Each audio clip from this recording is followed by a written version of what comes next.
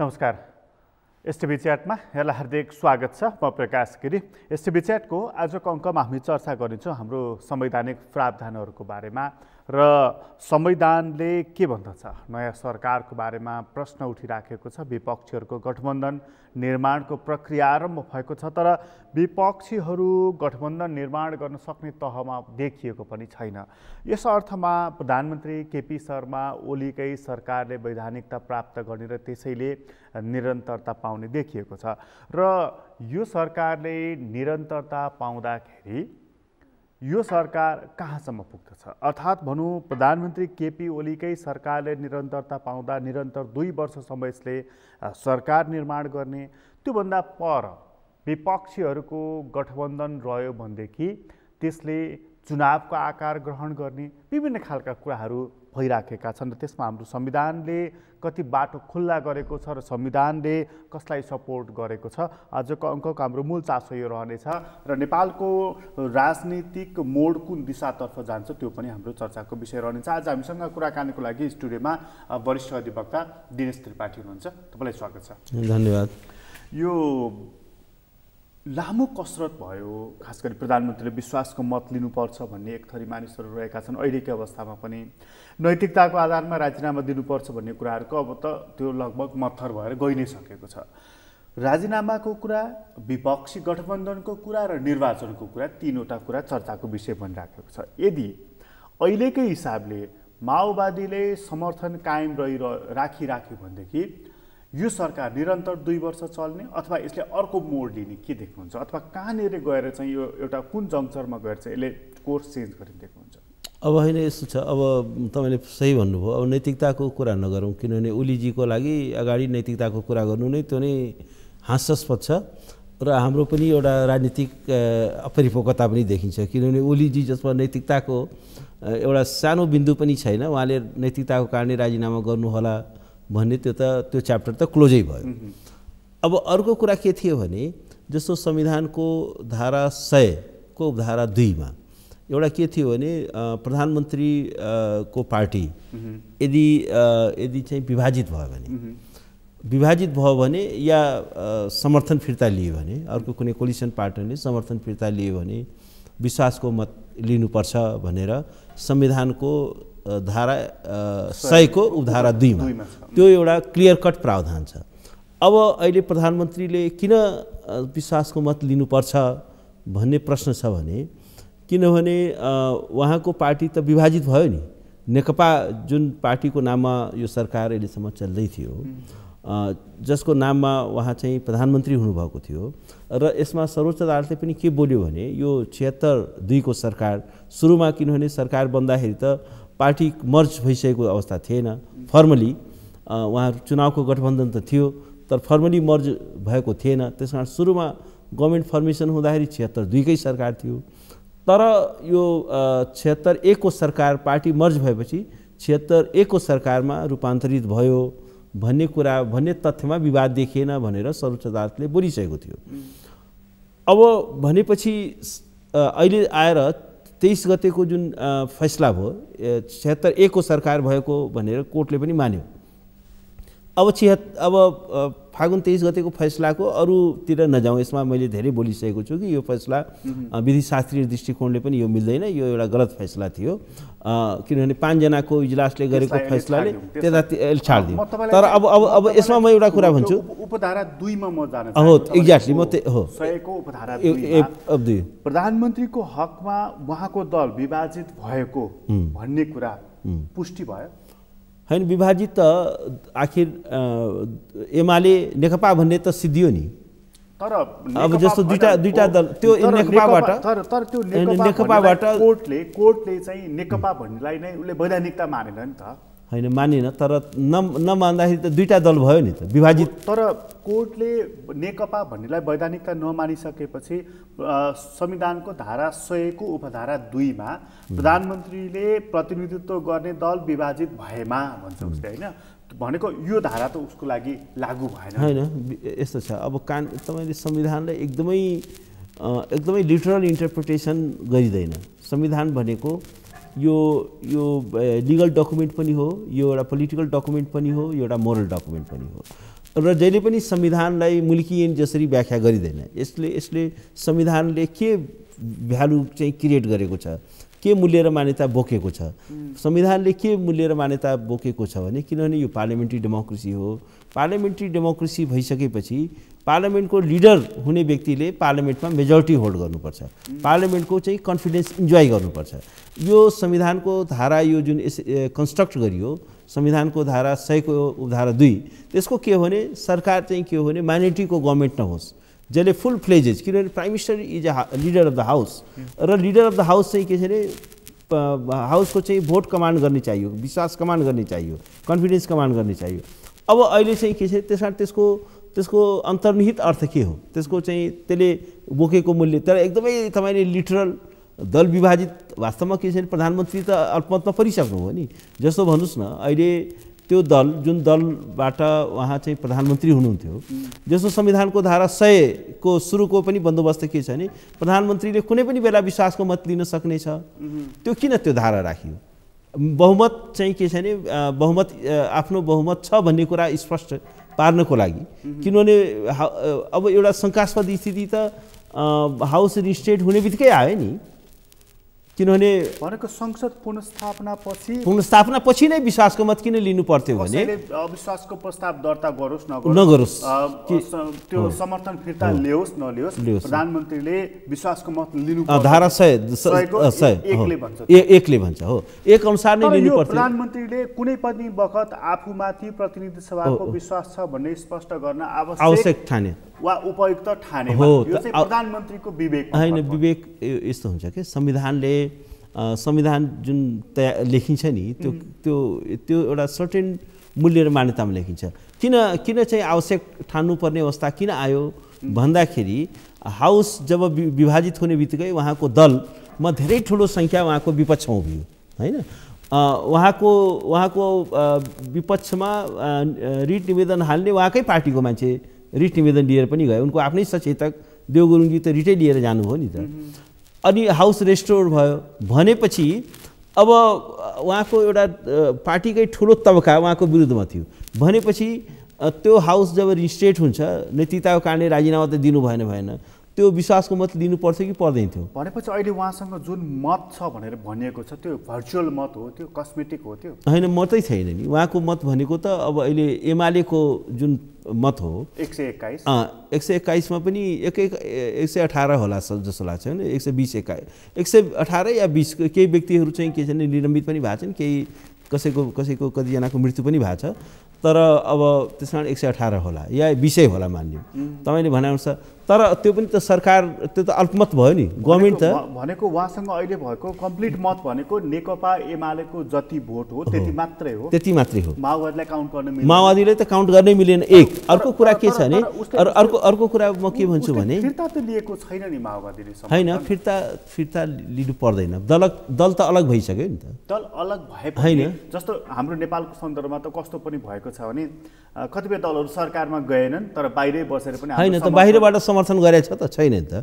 या त माओवादी केन्द्रले लिखित रूपमा राष्ट्रपति कहाँ चाहिँ दिनु पर्यो कि चाहिँ हामीलाई हाम्रो समर्थन चाहिँ केपी ओलीको सरकारलाई छ भनेर लिखित रूपमा दिनु पर्यो, होइन भने त्यो चाहिँ समर्थन छ भन्ने कुरा चाहिँ त्यहाँ चाहिँ अनुमान गर्न मिल्दैन। किनभने तपाईको भनाइको मतलब चाहिँ यो सरकार अल्पमतमा परिसक्यो, 100% परिसक्यो। वास्तवमा यो सरकारले म तपाईले भन्छु यो सरकारले त शासन गर्ने वैधता नै गुमाइसक्यो। वास्तवमा यो सरकार असंवैधानिक भइसक्यो, किनभने एउटा अल्पमतको सरकार त कायम रहन सक्दैन नि, किनभने पार्टी विभाजित हो। र अर्को कुरा बुझे तपाईको यो कुरा मैले र अर्को कुरा म भन्छु इभेन म भन्छु एमाले भित्रको जुन भोट छ नि, एमाले भित्रको पनि भोट छ, जुन भोट छ त्यो यदि उहाँले अहिले भोटिङ भयो, उहाँले विश्वासको मत लिन खोज्नु हो भने मलाई लाग्दैन कि एमालेको पनि सारा भोट उहाँले पाउनुहुन्छ। तर मलाई शङ्का छ कि माधव नेपालजीले उहाँले चाहिँ भोट हाल्नु होला। यो मैले बुझेँ, तर यो कुरा कहीँ गएर त सिद्ध हुनु पर्यो, कहीँ गएर प्रमाणित त हुनु पर्यो। सिद्ध त के छ भने किन संविधानको त्यो धारा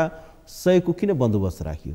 100 विश्वासको मत लिनुपर्ने टेस्ट त हुनु पर्यो नि। हैन टेस्ट त यस्तो छ, टेस्ट चाहिँ के छ भने पहिलो कुरा चाहिँ के हो भने एउटा संसदीय शासन प्रणालीको मूल मर्म नै के हो भने कन्फिडेन्स अफ द हाउस चाहिँ कमान्ड गरेकै हुनुपर्छ।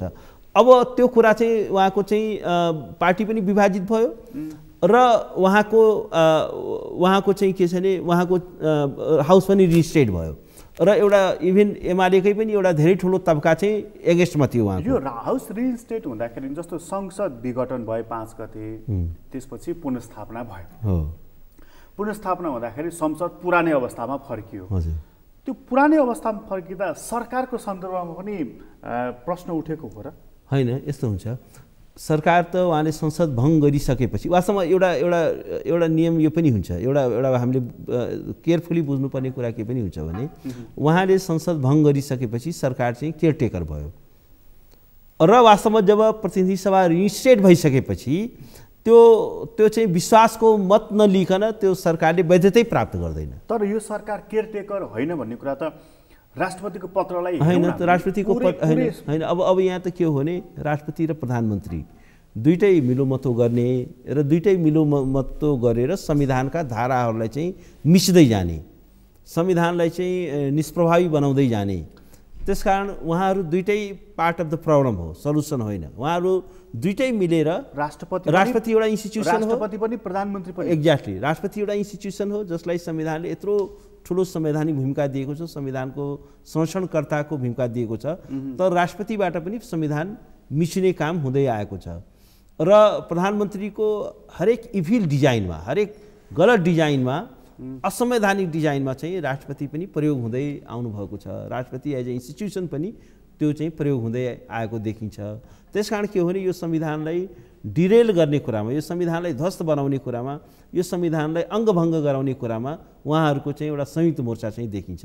त्यसकारण के हो भने अब उहाँले चाहिँ जस्तो भन्नुहोस् न, हाउस इन्स्टेट हुने बित्तिकै उहाँले बहुमत सिद्ध गर्नु पर्दैन हाउसमा। उहाँको सचेतक नै जब रिट निवेदन लिएर गएको छ अनि गर्नु पर्दैन। 23 गतेको फैसलापछि त पार्टी त दुई टुक्रा भइसक्यो नि। उहाँ चाहिँ के छ भने 76 को सरकारबाट 76 को सरकारमा रूपान्तरित भयो नि। जस्तो भन्नुहोस्, जस्तो म भन्छु, जस्तो फागुन 23 गते यो 76 को सरकार 76 को सरकारमा रूपान्तरित भयो। फेरि अब 76 को सरकारमा रूपान्तरित भएपछि अनि भोट अफ कन्फिडेन्स लिनु पर्दैन? अहिले यो कुन धारा अन्तर्गतको सरकार हो? यो त 2 अनुसार हो, 2 अन्तर्गतको सरकार। अनि त्यो बेला फागुन 1 गते हैन, यो पहिले पनि त सुरुमा जब फागुन 3 गते सरकार बनेको थियो, आजभन्दा 3 वर्ष पहिला, त्यो बेला पनि त 76 को सरकार, 76 को सरकार भनियो हैन, जेठ 3 गते। हैन, अच्छा ल ठीक छ, 76 को सरकार थियो।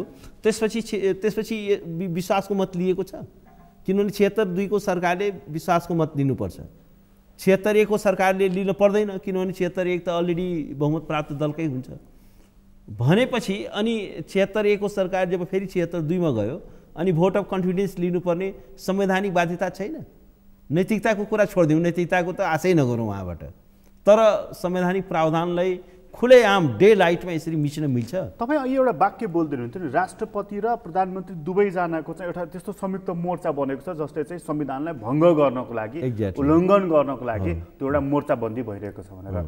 त्यसो हो भनेदेखि यो मोर्चाबन्दीले यो संविधानलाई नै रद्दीको टोकरीमा लगेर फ्याँकिदिन्छ? अब उहाँहरूको प्रयास त्यही छ। उहाँहरूको प्रयास के छ भने यो संविधान सिध्याउने नै प्रयास छ, यो संविधानलाई ध्वस्त गर्ने प्रयास छ। कसको बलमा, कसको चाहिँ योजनामा? योजना त अब धेरै अरू पनि देशी विदेशी सबै क्रियावादी प्रतिक्रियावादी सबै तत्त्वहरू होलान्। तर एउटा के छ भने केपी शर्मा ओलीजीको एउटा अधिनायकवादी उहाँको चाहिँ मनोविज्ञान देखियो। उहाँले चाहिँ यो कुनै संविधानलाई मान्ने, लोकतन्त्रलाई मान्ने, विधिको शासनलाई मान्ने त्यो अलिकति पनि उहाँमा त्यो देखिएन। उहाँले शक्ति चाहिँ हत्याउन चाहँदै हुनुहुन्छ। शक्ति हत्याउने कुरामा संविधानको यदि कुनै धारा बाधक छ, शक्ति त उहाँसँग अलरेडी छ नि हैन, उहाँबाट शक्तिशाली हुनुहुन्छ। संसदको विघटन भयो त्यतिबेला नि शक्तिशाली, पुनर्स्थापित भयो झन् शक्तिशाली छ। यदि उहाँले संविधानलाई पालना गर्ने हो भने सत्ता छोड्नुपर्छ। विश्वासको जस्तो भन्नुहोस् न, अहिले उहाँले विश्वासको मत लिनुभयो भने अल्पमतमा पर्नुहुन्छ। मतलब के भने प्रधानमन्त्रीको शक्तिमा त कुनै कमी आएको छैन नि अहिले पनि? होइन, किन कमी आएको छैन? जस्तो भन्नुहोस् न, अहिले उहाँको सरकार असंवैधानिक भइसकेको छ। लोकतान्त्रिक संवैधानिक बन्दोबस्त भएको मुलुकमा संविधानलाई मिचेर सरकार शक्तिशाली हुन्छ कि संविधानको पालना गरेर शक्तिशाली हुन्छ? शक्तिशाली भनेको चाहिँ खालि के पुलिसले अर्डर मानेको छ त्यसकारण शक्तिशाली छ भने होइन नि। प्रधानमन्त्री केपी ओलीले संविधानको उल्लङ्घन गरेको अथवा स्वेच्छाचारिता देखाएको भन्ने यो राजनीतिक आरोप हो कि संवैधानिक? होइन, यो संवैधानिक हो नि। किनभने जब उहाँको सरकार, उहाँको पार्टी जब विभाजित भयो, 76 को सरकार फेरि 76 मा गयो, उहाँले विश्वासको मत नलिने बित्तिकै 23 गतेपछि त यो सरकार त असंवैधानिक भइसक्यो, आउट अफ कन्स्टिट्युसन भइसक्यो। अब त्यसो हो भनेदेखि यसले त वैधता गुमाइसक्यो। अब त्यसो र भोट अफ कन्फिडेन्स नलिकन, मेजोरिटी प्रुफ नगरिकन अनि सत्तामा रहन पाउनुहुन्छ। अब त्यसो हो भने अहिले जुन सरकार छ, संसदको चाहिँ अहिले हिउँदी अधिवेशन चलिरहेको छ, एकाध दिनपछि यो अधिवेशन अन्त्य भएर बजेट निर्माण गर्ने दिशातर्फ त्यो जान्छ। माओवादीले सरकारलाई दिएको समर्थन फिर्ता लिएको छैन, विपक्षीहरूले गठबन्धन बनाउँछु भनिरहेका छन्, सकिरहेका छैनन् होइन भनेदेखि एक दिन त्यो दिन आउनेछ जुन दिन सरकारले नीति तथा कार्यक्रम ल्याउनेछ, जेठ 15 गते बजेट ल्याउनेछ। त्यति बेला चाहिँ नि माओवादीले अहिले समर्थन फिर्ता नदिए पनि सरकारले ल्याएको विधेयकलाई समर्थन नदिइकन असफल बनाइदिनेछ, त्यसपछि चाहिँ नि बाटो क्लियर हुनेछ। होइन, त्यो त हुँदै हो। जस्तो बजेट फेल भयो, नीति तथा कार्यक्रम फेल भयो भने सरकार त ढलिहाल्यो नि। त्यस कारण के हो भने अब अहिले उहाँले त्यो बेलासम्म लम्ब्याउन सक्नु होला, तर वास्तवमा के छ भने सरकार त अहिले नै अनकन्स्टिट्युसनल भइसक्यो, यहाँभन्दा अर्को प्रमाण चाहिँदैन। त्यस कारण अब यो असंवैधानिक सरकारलाई अब यो निरन्तरता दिनुको कुनै अर्थ छैन। र वास्तवमा यसको लागि मेन अपोजिसन पार्टीले पनि एउटा जुन राजनीतिक तत्परता देखाउनु पर्ने हो, ओलीलाई सत्ताबाट, यो असंवैधानिक सरकारलाई सत्ताबाट हटाउनुको लागि अब यो के हो भने एउटा निर्णयहीनता यो मुलुकमा देखियो, राजनीतिक इच्छाशक्तिको कमी देखियो। अपोजिसनले तदारुकता देखाउँदैमा, क्रियाशीलता देखाउँदैमा या बैठकमाथि बैठक गर्दैमा उसँग नपुग भएको अङ्क प्राप्त हुन्छ। होइन, यस्तो छ, यदि ओली बाहेक सबै पोलिटिकल पार्टीहरू युनाइट हुने बित्तिकै त आखिर सरकार बनिहाल्छ नि। वैकल्पिक सरकार खुलेको छ र अहिले पनि खुलेको छैन। होइन, अब त्यो त रिच आउट गर्नु पर्यो नि। वास्तवमा के हो भने राजनीति भनेकै चाहिँ के हो भने आर्ट अफ द पोसिबल हो नि। राजनीति भनेकै के हो भने तपाईँले त्यो पोलिटिकल स्किल देखाउन सक्नु पर्यो र जसपालाई पनि अनबोर्ड गर्न सक्नु पर्यो। भनेको काङ्ग्रेसले नचाहेकै कारणले अथवा त्यस्तो क्रियाशीलता नदेखाएकै कारणले दुईटा कुरा देखियो। पोजिटिभ होइन, एक त के हो भने काङ्ग्रेसले अहिलेसम्म पनि यो पार्लियामेन्ट रिस्टेट भएपछि उहाँले संसद विघटन गर्नुभयो। एकचोटि काङ्ग्रेसले यो भनेन ल प्रधानमन्त्री संसदमा उपस्थित हुनु पर्यो र किन संसद विघटन गर्नुभयो, पहिला संसदलाई यसको जानकारी दिनु पर्यो भनेर काङ्ग्रेसले भन्न सकेको छैन। काङ्ग्रेसले अहिले पनि तपाईँले राजीनामा दिनुहोस् चाहिँ भन्न सकेको छैन। भन्नुपर्छ नि, देर भन्नु पर्थ्यो, राजीनामा दिनुपर्छ। यो जब संसदको विघटन भयो त्यसपछि पुनर्स्थापना भयो। पुनर्स्थापनापछि संसदमा काङ्ग्रेसको प्रमुख सचेतक बालकृष्ण खाँडले प्रधानमन्त्री राजीनामा दिनुहोस् भन्नुभयो। अस्ति एक साता अगाडि केन्द्रीय समितिको बैठक बसेर प्रधानमन्त्री राजीनामा दिनुपर्छ। होइन, यस्तो छ, के हुन्छ भने त्यो कुरा एउटा कस्तो हुन्छ भने एउटा पब्लिक कन्जम्सनको लागि राजीनामा मागिदिए जस्तो गरेर हुँदैन। एउटा चाहिँ टुथ एन्ड नेल, एउटा फुल फोर्सका साथ, फुल चाहिँ भिगरका साथ राजीनामा मागिनु पर्यो। एउटा स्टेटमेन्ट निकालिदिएर हुँदैन र त्यसको लागि एफोर्ट पनि देखिनु पर्यो। यो सरकारलाई यसको आशय के त काङ्ग्रेस चाहिँ अथवा काङ्ग्रेस चाहिँ कहीँ न कहीँ यसलाई म के भन्छु भने सरकारसँग मिलिरहेको छ। यसलाई म के भन्छु भने काङ्ग्रेस चाहिँ एउटा गम्भीर चाहिँ निर्णयहीनताको बन्दी देखियो। काङ्ग्रेसले अपोजिसनको जुन एउटा सशक्त र प्रभावकारी भूमिका निभाउन सक्नु पर्थ्यो त्यो गरेको देखिएन र जसले गर्दाखेरि राजनीति चाहिँ दिशाहीन भएको छ। काङ्ग्रेसले वास्तवमा चाहिँ एउटा पोलिटिकल लिडरसिप लिन सक्नु पर्थ्यो। रेस्ट अफ द पोलिटिकल पार्टीलाई अनबोर्ड गरेर एउटा अल्टरनेटिभ सरकार निर्माणको लागि एउटा चाहिँ त्यो जुझारुपना देखाउन सक्नु पर्थ्यो र त्यसको लागि चाहिँ एउटा बेस्ट एफोर्ट गर्न सक्नु पर्थ्यो र आफ्नो चाहिँ एउटा पोलिटिकल एक्युमन र पोलिटिकल स्किल देखाउन सक्नु पर्थ्यो। लिडरसिपको टेस्ट हुने भए किन त काङ्ग्रेसले त्यो चिज देखाएन?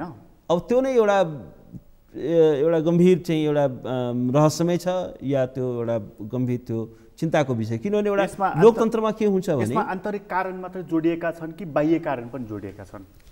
बाहिरी कारण पनि हुनसक्छ, तर एउटा कुरा के हो भने नि बाहिरको शक्तिले पनि खेल्ने भनेको त यीकै पात्रहरूबाट हो, यीकै अनुहारहरूबाट खेल्ने हो। कांग्रेसको सभापति शेरबहादुर देउवामा त्यो सक्षमता देखिएन कि उनले सरकारलाई हटाउन सकुन्, अर्को गठबन्धन निर्माण गर्न सकुन्। अब एउटा चाहिँ के छ भने उहाँले त्यो लिडरसिप, किनभने बिङ मेन अपोजिसन पार्टी त्यो उहाँको धर्म हो वैकल्पिक सरकार बनाउनु, त्यो चाहिँ एउटा अपोजिसनको धर्म हो। अपोजिसन कुनै पनि लोकतन्त्रको हेल्थको लागि अपोजिसन पनि सशक्त हुनु पर्यो, जुझारु हुनु पर्यो, प्रभावकारी हुनु पर्यो।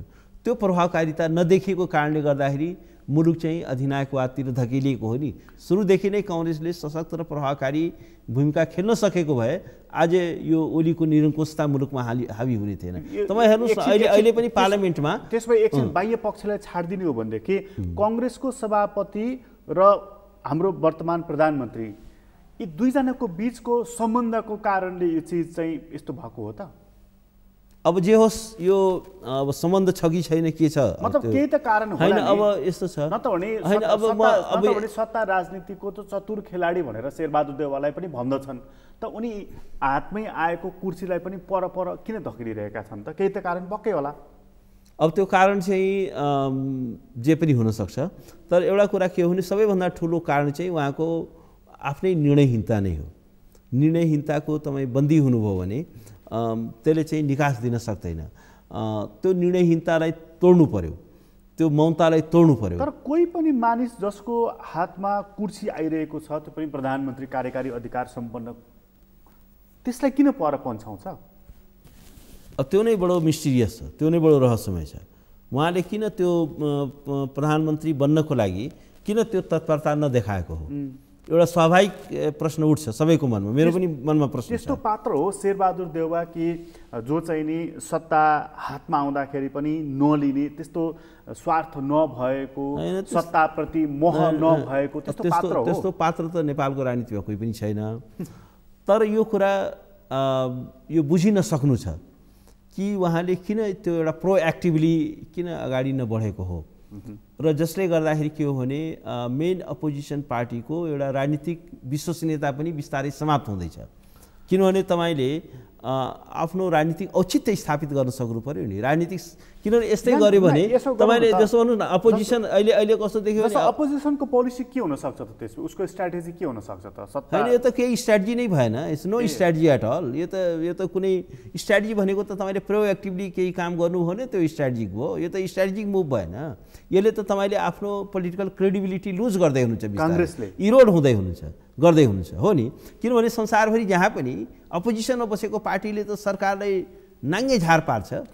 यसको कारण यो हुन सक्छ त? अब अलिअलि आलोचना एउटा तपाईँले भन्नु भने राजीनामा त्यो दबेको शर्मा त्यो राजीनामा मागेर त्यो राजीनामा हुन्छ? यो हुन सक्छ त कारण दबेको शर्मा मागेर प्रधानमन्त्रीले कुनै एउटा न्यू देखाएर मध्यावधि या अर्ली इलेक्सन घोषणा गर्ने र त्यो चुनाव मार्फत ठुलो दल भएर आफू आउने, त्यसपछिको फुल फ्लेज गभर्मेन्ट चलाउने, यो हुन सक्छ? होइन, यसमा यस्तो हुन्छ कि पहिला कुरा अपोजिसनले यो हामी चाहिँ सत्ताको चाहिँ हामी अल्टरनेटिभ हो, हामी चाहिँ यो विकल्प दिन सक्छौँ भन्ने कुरा त पिपुललाई पत्यार पार्नु पर्यो नि। अब तपाईँ ओलीकै सबै कदमलाई समर्थन गर्दै जानुभयो भने अनि तपाईँ यो अल्टरनेटिभ फोर्स हो भन्ने त्यो आइडेन्टिटी नै डाइल्युट गर्दै हुनुहुन्छ। अहिले नेकपा एमालेको विकल्प नेपाली कांग्रेस हो भन्ने कुरा स्थापित भएको छ।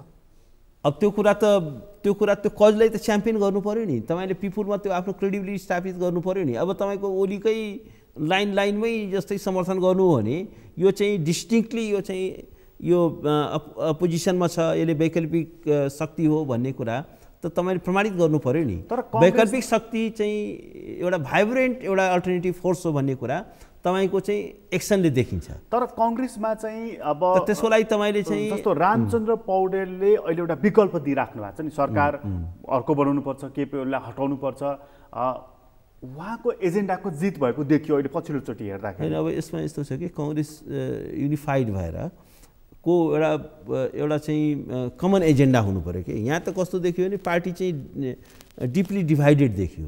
रामचन्द्र पौडेलजीको एउटा लाइन अफ थट देखियो, शेरबहादुर देउवाजीको चाहिँ अर्को चाहिँ लाइन अफ थट देखियो, र यो युनिफाइड भएर प्रस्तुत नहुँदा एक त यसै पनि कांग्रेसको सङ्ख्या कम छ, एक त यसै पनि शक्ति कम छ, त्यसमा पनि के हो भने यो डिभाइडेड रूपमा प्रस्तुत भयो भने त त्यसले त गोल गर्न सक्दैन र त्यसमा पनि के छ भने एउटा पोलिटिकल स्किल पनि खालि यो पब्लिक कन्जम्सनको लागि शुक्रबार मिटिङ बोलाइयो नि त्यो मिटिङ बोलाएको जस्तो गरिदिएर हुँदैन के त्यो एउटा चाहिँ कन्टिन्युअस एफोर्ट देखिनु पर्यो र एउटा कुरा के हो भने सारा राष्ट्रले अहिले ओलीको विदाई चाहेको छ एउटा कुरा हामीले काङ्ग्रेसले एउटा के छ भने राइटिङ इन द वाल के छ भने सारा राष्ट्रले किनभने Oli has become totally discredited उहाँ चाहिँ के छ भने एउटा कलङ्कित पात्रको रूपमा हुनुभएको छ उहाँ चाहिँ हाउसलाई हत्या गर्ने अनि त्यही हाउसको नेता उनलाई मानिराख्नुपर्ने यो चाहिँ कुन सिद्धान्त र कुन नैतिकताले देखाउँछ जुन हाउसलाई त उहाँले मर्डर गरेको हो नि अनि त्यही हाउसको उहाँ नै नेता हुने संसारमा कहीँ यस्तो हुन्छ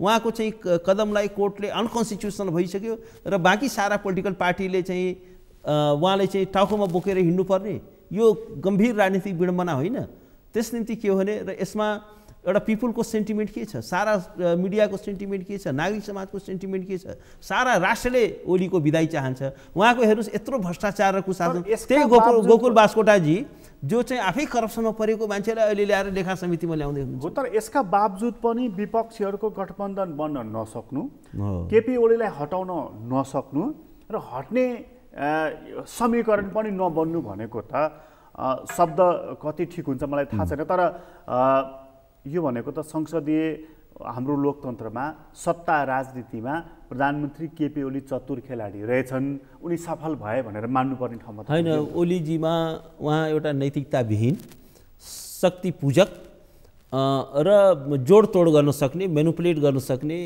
षड्यन्त्र गर्न सक्ने त्यो एउटा त्यस्तो एउटा कुटिल पात्रको रूपमा उहाँ चाहिँ स्थापित हुनुभएको छ त्यसमा त शङ्कै छैन उहाँ चाहिँ के छ भने मेनुपुलेसनको पोलिटिक्सको जोडतोडको राजनीतिको षड्यन्त्रको राजनीतिको उहाँ नै भीष्म पितामह हो त्यसमा त शङ्कै देखिएन किनभने उहाँले जसरी सेटिङ गर्दै ल्याउनु हो एकपछि अर्को सेटिङ गर्नु हो त्यो त त्यसले त उहाँले चाहिँ अरूलाई त एउटा वास्तवमा ऊ जस्तो देखाइदियो अरूले त उहाँको मुकाबलै गर्न सक्दैन उहाँले जसरी चाहिँ षड्यन्त्र गर्न सक्नुहुन्छ त्यो लेभलको त अर्को व्यक्ति नै छैन त्यस कारण उहाँको चतुरतामा उहाँको कुटिलतामा त कसैले म्याच गर्न सक्दैन भनेपछि उहाँले जता औँला देखाउनुहुन्छ जुन बाटो देखाउनुहुन्छ राजनीति त्यतै डोहोरिन्छ अब उहाँमा त्यो चाहिँ एउटा मेनुपुलेट गर्न सक्ने क्षमता छ उहाँले चाहिँ अब उहाँले चाहिँ संविधानलाई पनि तोड्न फेरि एउटा उहाँमा गम्भीर एउटा के हुन्छ उहाँमा दुस्साहस पनि छ उहाँले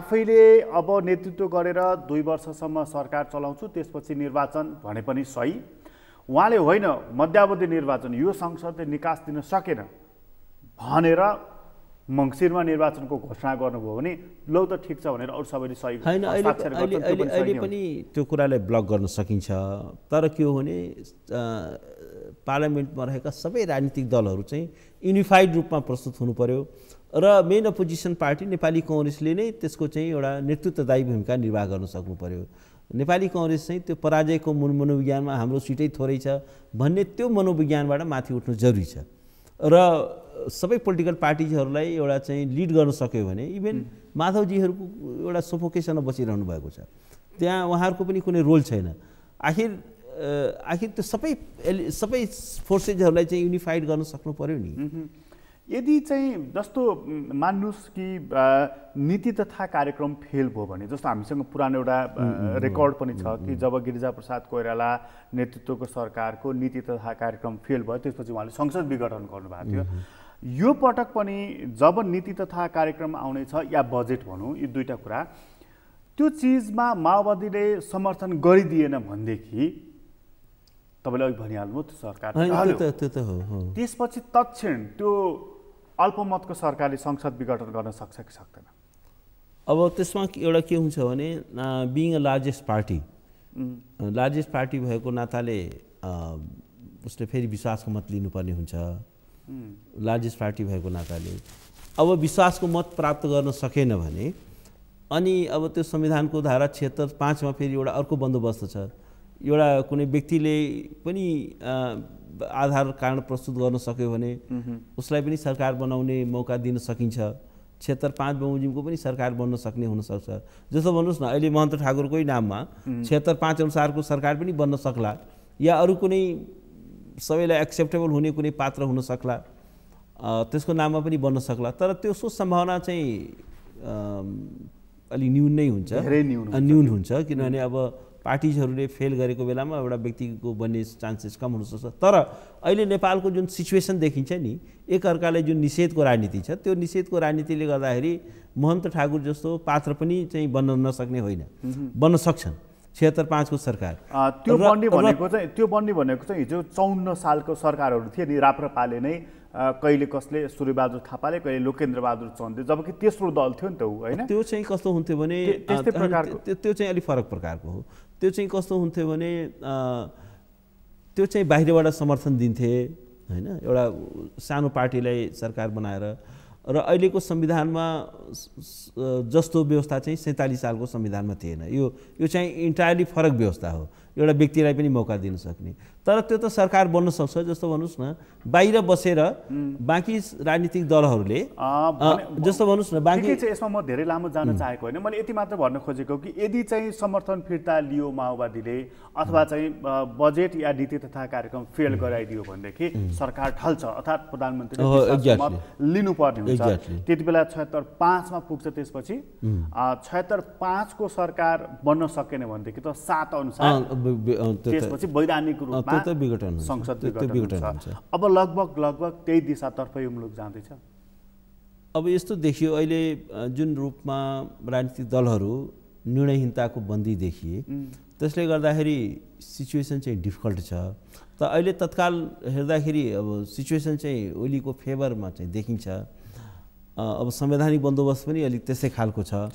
तर मलाई के लाग्छ भने अब ओलीजीले एउटा आफ्नो वैधानिकता चाहिँ उहाँले लुज गरिसक्नु भएको छ। त्यो त भइहाल्यो। अहिले तपाईँले यसो हेर्दाखेरि चाहिँ साँच्चीकै राजनीतिक रूपमा एकदम भित्रैदेखि हुन्छ नि, कसले चुनाव चाहेको छ, कसले चुनाव चाहेको छैन, अथवा को अर्ली इलेक्सन होस् भन्ने चाहिरहेको छ, को अलिक पर धकिलोस् भन्ने चाहिएको। अब यस्तो छ, ओलीजीले अर्ली इलेक्सनको कुरा मलाई लाग्छ पब्लिक कन्जम्सनको लागि बोले जस्तो छ, गर्नको लागि होइन। उहाँको चाहिँ बिना चुनाव नै सत्तामा बसिरहने उहाँको डिजाइन त्यो हो। त्यस कारण मान्छेहरू धेरै भ्रममा छन् कि उहाँ चाहिँ चुनावमा जानु हुने बित्तिकै उहाँको 1/3 सिट पनि आउँदैन। यो इट्स अ हार्ड रियालिटी। तर उहाँ किन चुनाव होइन, चुनाव पब्लिक कन्जम्सनको लागि बोले, चुनावको लागि यो संसद विघटन चाहिँ उहाँको प्राथमिकताको पहिलो सूचीमा किन परिरहन्छ? यस्तो छ उहाँले जुन पुस 5 गते विघटन गर्नु हो, तपाईँलाई याद होला, तपाईँकै कार्यक्रममा मैले बोलेको थिएँ कि यो उहाँले चुनाव गराउनको लागि यो विघटन गरेको होइन। यदि प्रतिनिधि सभा पुनर्स्थापित नभएको भए वैशाखमा चुनाव पनि हुने थिएन। र यो पनि कोही भ्रम नपरोस् कि ओलीजीले अर्ली इलेक्सन चाहन्छन्, इलेक्सन गराउँदैनन्। उनको रणनीति के हो भने बिना चुनाव सत्तामा बसिरहने, सत्ता लम्ब्याइरहने, त्यो उनको चाहिँ। अहिले पनि त मङ्सिरमा निर्वाचनको मिति घोषणा हुन्छ भन्ने चर्चा, बाक्लो चर्चा छ। त्यो पनि नगर्ने गरी चुनावको घोषणा हुने होइन। त्यो घोषणा भए पनि चुनाव हुँदैन। त्यसको आशय के त सत्तामा बस्ने, चुनावको नाममा होइन, उहाँ चुनावको नाममा सत्तामा बस्ने। किनभने एउटा कुरा के हो भने चुनावमा गएर ओलीलाई फाइदा छैन। मलाई एउटा कुरा बताइदिनु, ओलीको सिट आउँदैन, त्यो कुरा ओलीले बुझ्नु भएको छ। त्यो कुरा भोलि तय होला, त्यो जब चुनावमा जान्छ। तर अहिले एउटा कुरा बताइदिनुहोस्, किन प्रधानमन्त्री केपी ओली चाहिँ यो सरकार, यो संसद अविच्छिन्न होस् भन्ने चाहनुहुन्न? किन यो संसदको विघटन उहाँको रोजाइको 1 नम्बर सूचीमा पर्दछ? होइन, किनभने यो संसदमा उहाँ मेजोरिटी होल्ड गर्नुहुन्न। मेजोरिटी नभइसकेपछि उहाँले यो संसदलाई डिफङ्क्ट बनाउन चाहनुहुन्छ। जस्तो भन्नुहोस् न, भङ्ग त गर्न सक्नुहुन्न। अहिले उहाँ भङ्ग गरेपछि चुनावमा जानुपर्ने हुनसक्छ। तर उहाँको एउटा के छ भने संसद पनि भङ्ग गर्ने, चुनाव पनि नगराउने। किनभने यो संसदले उहाँले मेजोरिटी दिँदैन। त्यो होल्ड गरिराख्न सक्नुहुन्छ उहाँले? अब उहाँको जुन इभिल डिजाइन छ, तर पोलिटिक्स त उहाँको औँलामा मात्रै त नाच्दैन नि। होइन, खेलाडी त यो देशमा अरू पनि छन्। होइन, अरू पनि छन्। तर यस्तो छ, अहिले उहाँलाई के हो भने केही शक्तिहरूले काँकी च्यापा हुनसक्छ। र उहाँ अहिले जुन यसरी उहाँले बोल्दै हुनुहुन्छ त्यसको पछाडि केही न केही ब्याकिङ छ। भनेको त्यो शक्तिले काखी च्यापेको हुनसक्छ जुन शक्तिले यो संसदलाई रुचाएको छैन, अथवा यो संसदले जसलाई हर्ट गरेको छ त्यो संसद रुचाएको छैन, यो संविधान पनि रुचाएको छैन। त्यस कारण वास्तवमा के हो भने ओलीजी प्रयोग हुँदै हुनुहुन्छ यो संविधानको विघटनका लागि। यो लोकतन्त्रको विघटनका लागि ओलीजी प्रयोग हुँदै हुनुहुन्छ र उहाँ चाहिँ मुलुकमा एउटा गम्भीर अस्थिरताको एउटा कारक तत्त्व बन्दै हुनुहुन्छ र वास्तवमा के छ भने मुलुक चाहिँ एउटा धेरै ठुलो पोलिटिकल दुर्घटनामा जाँदैछ र एउटा कुरा के हो भने त्यो चुनाव भएर स्मुथली अर्को फेरि पार्लियामेन्ट आउला र मुलुक चाहिँ एउटा स्मुथ बाटोमा जाला भनेर त्यो नसोचे हुन्छ त्यो रेगुलर कोर्समा जाँदैन त्यो रेगुलर कोर्समा जाँदैन किनभने ओलीजीको जुन शक्तिले उहाँको र उहाँलाई सत्तामा तबसम्म राखिन्छ जबसम्म उहाँको चाहिँ उपयोगिता समाप्त हुँदैन केही डर्टी कामहरू छन् जो ओलीकै हातबाट गराउन चाहन्छ जस्तो अब होइन संविधानै विघटन गराउने संसदीय प्रणाली नै ध्वस्त गराउने केही डर्टी कामहरू छन् त्यो डर्टी काम चाहिँ ओलीकै हातबाट गराउनका लागि यो सबै भएको छ त्यस कारण ओली चाहिँ के छ नि एउटा भन्छ नि उनी चाहिँ मुख होइनन् मुखौटा मात्रै हुन् एउटा बाहिरको एउटा देखाउने क्यामोफ्लेज मात्रै हुन् शक्ति अर्कै हो र शक्तिका गोटीहरू हुन् उही भूपी शेरचनको कविता छ नि एउटा हामी फगत क्यारम बोर्डका गोटी हौँ त यस कारण के छ भने हाम्रा राजनीतिज्ञहरू त्यही हो त्यो भूपी शेरचन स्ट्राइकर होइन स्ट्राइकरहरूको हातमा छ क्यारम बोर्डका गोटी जस्तो त्यो भूपीजीले धेरै अगाडि लेखेको कविता ठ्याक्कै अहिलेको सन्दर्भमा दूरदर्शी छ है त्यो वाक्य त्यो एकदमै दूरदर्शी छ त्यो नेपालको राजनीतिको होल इसेन्सलाई क्याप्चर गरेको छ उहाँ पनि त पोलिटिकल मान्छे नै हुनुहुन्थ्यो नि त कवि मात्र होइन अथवा यो भनेको मतलब चाहिँ प्रधानमन्त्री केपी ओलीले अब उहाँबाट हुने कदमहरू भनेको अब राम्रा गतिला एउटा मानक बन्ने माइलस्टोन हुने खालका हुँदैन होइन त्यो त एब्सोल्युटली हुँदैन त्यो त कोही भ्रमै नबसे हुन्छ तपाईँ हेर्नुहोस् उहाँले एकपछि अर्को कसरी भ्रष्टाचार र कुशासनको दिशामा त्यसो गर्दाखेरि उहाँको पनि त बदनाम हुन्छ हैन उहाँको पनि त बदनाम हुन्छ राजनीतिक मान्छे जो बदनामीको कालो टीका बोकेर कोही मर्न चाहन्छ हैन उहाँलाई नाम र बदनामको चिन्ता भएको भए उहाँ पार्लियामेन्ट डिजल्भ गर्नुहुन्थ्यो उहाँ गोकुल बास्कोटालाई ल्याएर चाहिँ फेरि लेखा समितिमा ल्याउन खोज्नुहुन्थ्यो जो भ्रष्टाचारको आरोप लागेको छ त्यसरी यो यति समूहलाई सारा अर्बौं रुपियाँको ठेकाहरू दिनुहुन्थ्यो त उहाँलाई नाम र बदनामको मतलब छैन उहाँलाई पैसाको मतलब छ पावरको मतलब छ र त्यसलाई कसरी कन्सन्ट्रेट गर्ने त्यो एउटा डिजाइनमा हुनुहुन्छ पार्टीको पनि त मतलब हुनुपर्छ नि त हैन पार्टीको के मतलब छ पार्टीलाई पछि पार्टी बदनाम हुन्छ हैन पार्टीलाई त उहाँले गर्नु बदनाम गरिसक्नु पार्टी व्यक्तिको कारणले पार्टी त तपाईको हैन पार्टीलाई त पार्टीको त्यो चौरस्ताको चाहिँ तपाईको पार्टी जस्तो हुन्छ हैन उहाँले त पार्टीलाई पुरै डिफङ्क्ट बनाइदिनु भयो त्यो वन म्यान कम्पनी जस्तो बनाइदिनु भयो उहाँको पार्टी उनको पार्टी कहाँ छ उहाँको हैन त्यो पार्टीको नाममा उहाँको हैन उहाँ पार्टीको नाममा उहाँको भजन मण्डली छ हैन त्यहाँ चाहिँ रियल लिडरहरू कहाँ छन् अहिले ती लिडरहरू कोही पनि छैनन् सबै चाहिँ के छ भने यो जसरी भन्थे नि यो चैते व्यक्तित्वहरू चैते भन्नाले अब पछि जोइन गरेका त्यो हार्डकोर चाहिँ के छ भने मान्छेहरू कहाँ छन् उहाँको त्यस कारण के छ भने पार्टी त उहाँको पछाडि एउटा जय जयकार गर्ने एउटा चाहिँ चाटुकारहरूको झुन्ड मात्रै हो र त्यो पार्टीलाई उहाँले एउटा वन म्यान कम्पनीको रूपमा उहाँले रूपान्तरित गरिसक्नु भएको छ मलाई एउटा लागेको कुरा नि जस्तो अघि तपाईँले जुन संयुक्त मोर्चा छ हाम्रो राष्ट्रपति र प्रधानमन्त्रीजीको उहाँहरूको इभिल डिजाइनमा चाहिँ यो संविधान विघटन हुन सक्छ भनेर तर त्यसरी जाँदाखेरि त यो गणतन्त्र पनि जान्छ नि जुन गणतन्त्रको राष्ट्रपति हाम्रो विद्यादेवी भण्डारी हुनुहुन्छ यो देशको प्रधानमन्त्री केपी ओली हुनुहुन्छ यी सब चिज गएपछि उहाँले के प्राप्त गर्ने उहाँलाई त्यो कुराको मतलब छैन उहाँहरू चाहिँ के हुन्छ भने उहाँहरू तत्कालको फाइदा मात्रै हेर्नुहुन्छ तत्काल केही समय सत्तामा टिकिरहन्छ भने त्यो चाहिँ सबै कर्म कुकर्म गर्न तयार हुन्छ प्रधानमन्त्रीजी सबै उहाँले चाहिँ त्यो लङ टर्म के होला कसो होला इतिहासले मलाई कसरी सम्झेला भन्नका लागि त एउटा स्टेट्समैनशिप हुनु पर्यो त्यो भिजनरी लिडर हुनु पर्यो उहाँमा के भिजन छ र उहाँमा कुनै पोजिटिभ काम गर्न सक्ने एउटा के क्षमता छ अहिले हेर्नुहोस् कसरी यो मुलुकमा चाहिँ कुशासन कस्तो छ भ्रष्टाचार कस्तो छ सारा इन्स्टिट्युसनहरूलाई डिफङ्क्ट गराउनु हो जम्मै चाहिँ के छ भने आयोगहरूमा आफ्ना चाहिँ के छ भने कार्यकर्ताहरू नियुक्त गर्नुभयो संविधानलाई मिचेर यी एकपछि अर्को इन्स्टिट्युसन हेर्नुहोस् अहिले त वास्तवमा कार्यपालिका डिफङ्क्ट छ न्यायपालिकालाई उहाँले क्याप्चर गर्न खोज्नुभयो उहाँले सारा आयोगहरू क्याप्चर गर्नुभयो स्टेटै क्याप्चर गर्नुभयो नि भनेपछि लोकल बडिजहरूलाई फङ्सन गर्न दिएको छैन प्रादेशिक सरकारहरूले सारा भङ्ग गराइदिनु भएको छ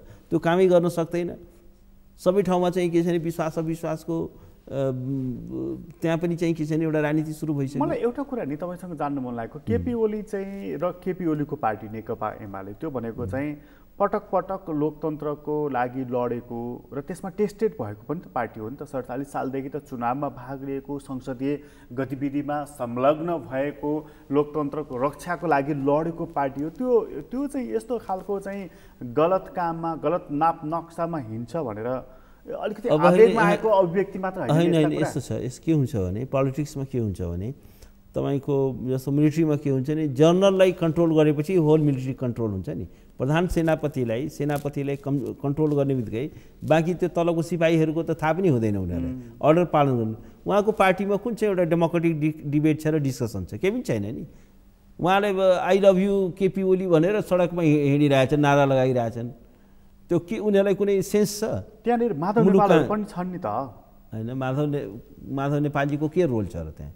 उहाँलाई त पार्टीबाट निलम्बित गरिदियो। अलिकति जो विरोधी छ त्यो सबैले पार्टीमा निलम्बित। उनीहरू त्यहाँ समानान्तर एक्सरसाइज गरिरहेका छन्, ट्र्याकमा ल्याउनको लागि कोसिस त गरिरहेछन् छ, तर उहाँहरूको पनि शक्ति त पुगेन। उहाँहरू पनि निरीह हुनुभयो। उहाँहरू पनि चाहिँ के छ मिसक्यालकुलेसन गर्नुभयो।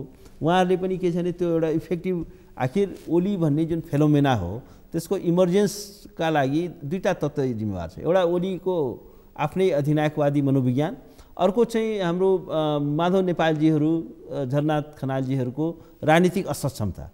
उहाँहरूले चाहिँ चेक गर्न सक्नु भएन नि।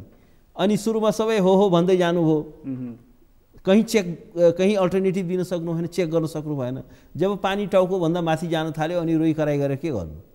It's already been late. त्यस कारण के छ भने उहाँहरूको पनि त्यो पोलिटिकल, उहाँहरूसँग के विकल्प देख्नुहुन्छ माधव नेपालहरूसँग? होइन, उहाँहरूले त ओलीसँगको अब समानान्तर होइन। अब उहाँले चाहिँ सक्नुहुन्छ भने 40% चाहिँ लिएर अलग हुन सक्नु पऱ्यो। अब त्यो चाहिँ बिचमा समानान्तरको के अर्थ छ? पार्टीबाट निलम्बित गरिसकेको छ, त्यत्रो चाहिँ तपाईँलाई मानहानि गरिसकेको छ, अनि ओलीकै हामी भनेर किन टाँसिनु पऱ्यो? 40% पुर्याएर अलग हुन सकिँदैन भने त राजनीतिक सुसाइडल जस्तो भयो। त्यो त गर्न सक्नु पर्यो। कि चाहिँ उहाँहरूले हामी अलग हौँ भनेर गर्नु पर्यो, देखाउनु पर्यो। अनि समानान्तरको के अर्थ छ? होइन भनेदेखि समानान्तरले मात्रै कम्युनिस्ट पार्टीमा एउटा शब्द छ नि आत्मालोचना भन्ने, होइन? आत्मालोचना गर्ने, प्याचअप गर्ने, ल भइहाल्यो भनेर अघि जाने। अब समानान्तर मात्रै गर्यो कि त्यसले कहाँ इम्प्याक्ट पार्छ? भनेको ओलीको सरकारले ढाल्नमा के रोल गर्छ? त्यसले माधव नेपालहरू उहाँको कुन चाहिँ लक्ष्य पुरा गर्छ? त्यो त एउटा पब्लिक कन्जम्सनको लागि हामीले समानान्तर गरेका छौँ भन्ने जस्तो मात्रै भयो। माधव नेपालहरूले त्यसले तात्विक असर केही पनि पार्दैन। केपी ओलीलाई चेक गर्न सक्नुहुन्छ कि सक्नुहुन्न? अब होइन, अब भित्रको आन्तरिक उहाँहरूको सङ्ख्या के कति छ, तर प्रयास त गर्नु पर्यो नि। राजनीतिमा त आफ्नो कौशल स्थापित गर्नु पर्यो नि। उहाँलाई ट्र्याकमा राख्न सक्नुहुन्छ? होइन, अहिले त देखेन। अहिले त्यो देखेन। केपी ओली हाबी भइसक्यो। केपी ओली त त्यो एमालेलाई त प्राइभेट लिमिटेड कम्पनी बनाइसक्नु भयो उहाँले। One man private limited company. Private limited कम्पनीमा पनि भनेपछि माधव नेपालहरू चाहिँ घर न घाटको हुनुभयो। होइन, उहाँहरूको त राजनीतिक एउटा सान्दर्भिकता इरिलिभेन्ट हुँदै गएको जस्तो देखियो। तर अहिले पनि मौका छ। अहिले पनि म उहाँलाई के भन्छु भने अहिले पनि आफ्नो पोलिटिकल पुँजी बढाउनुहोस्, अलिकति आफ्ना सङ्ख्या बढाउनुहोस्। नेपालको राजनीतिमा अहिले तपाईँले हेर्दाखेरि सबैभन्दा करियर डुब्दै गरेको राजनीतिज्ञ को हो? अब करियर डुब्दै गरेको राजनीतिज्ञ, अब यो उहाँले यो यथास्थिति यस्तै कायम रह्यो र उहाँले चाहिँ कुनै नयाँ ब्रेक थ्रो गर्न सक्नु भएन भने माधवजीहरू नै हो, झलनाथजी नै हो।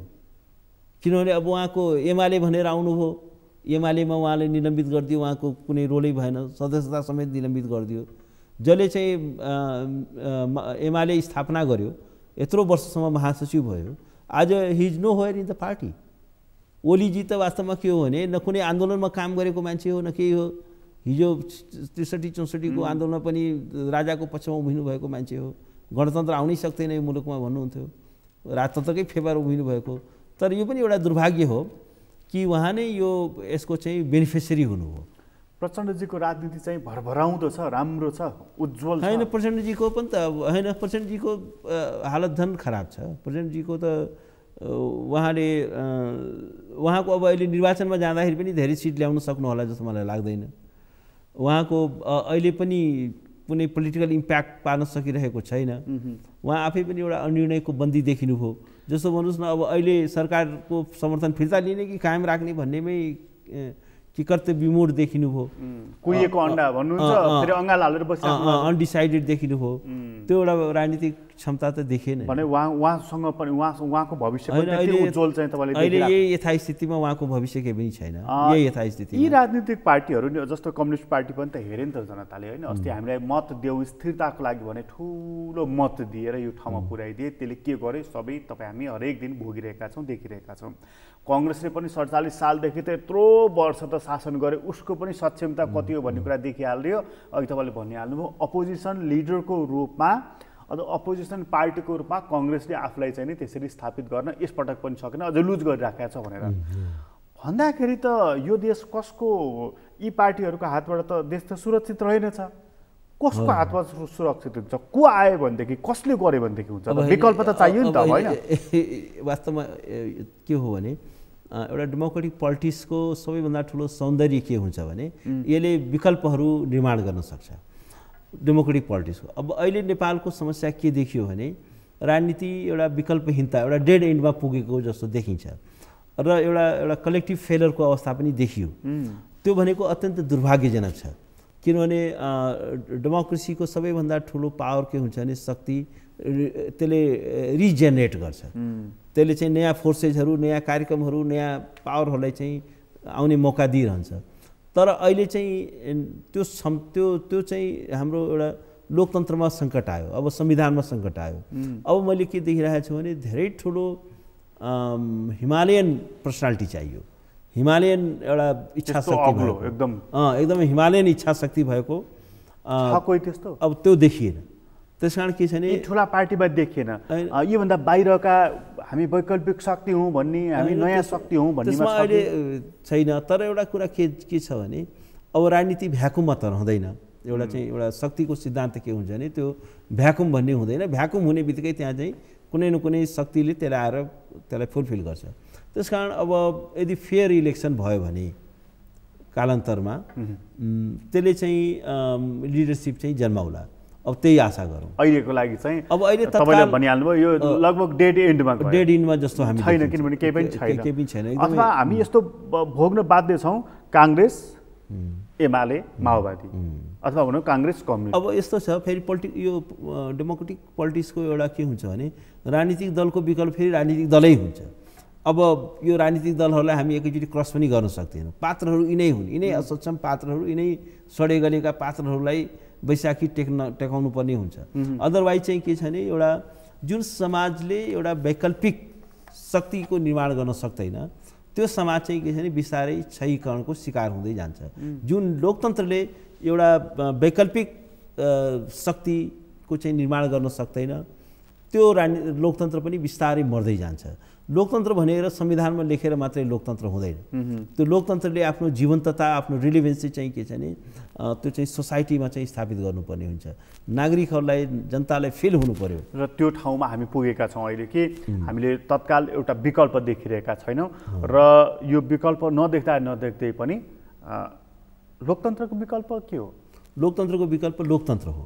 लोकतन्त्रको विकल्प भनेको अझ बढी लोकतन्त्र हो। एउटा भनाइ के छ भने the ills of democracy can be cure by more democracy. लोकतन्त्रका खराबीहरूलाई अझ बढी लोकतन्त्रद्वारा सच्याउन सकिन्छ। अहिलेको हाम्रो समस्या भनेको लोकतन्त्रको समस्या होइन, लोकतन्त्रले ल्याएको समस्या होइन। यो समस्या हाम्रो भनेको के हो भने लोकतन्त्रको नाममा यो जुन एउटा सानो गुटले सत्ता चाहिँ कब्जा गरेको समस्या हो। त्यस कारण मान्छेले भन्छ नि लोकतन्त्रै खराब हो। लोकतन्त्र खराब होइन, लोकतन्त्रको दुरुपयोग गरेर एउटा सानो शक्तिले, एउटा सानो गुटले, एउटा सानो गिरोहले सत्ता कब्जा गरेको अवस्था हो। त्यसलाई चाहिँ हटाउनु पर्यो। त्यसलाई हटायो भनेदेखि सही ठाउँमा आउँछ। हस्, तपाईँलाई धेरै धेरै धन्यवाद। धन्यवाद आदरणीय दर्शक, तपाईँलाई पनि धन्यवाद। आज हामीले कुराकानी गऱ्यौँ वरिष्ठ अधिवक्ता दिनेश त्रिपाठीसँग। उहाँसँगको कुराकानी अहिलेलाई यति नै। एसटिभी च्याटबाट म प्रकाश गिरीलाई बिदा दिनुहोस्। सगरमाथा टेलिभिजन हेर्दै गर्नुहोला। नमस्कार।